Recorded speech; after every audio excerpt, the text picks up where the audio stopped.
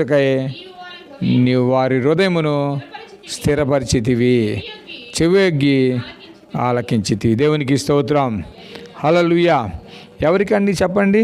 ఎవరికంట న్యాయం తీర్చింది? ఎవరికంట? తండ్రి లేని వారికి,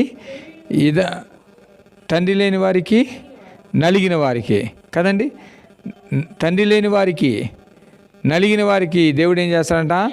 నేను న్యాయం తీర్చుటకై నువ్వు వారి హృదయాన్ని స్థిరపరిచే దేవుడేనా?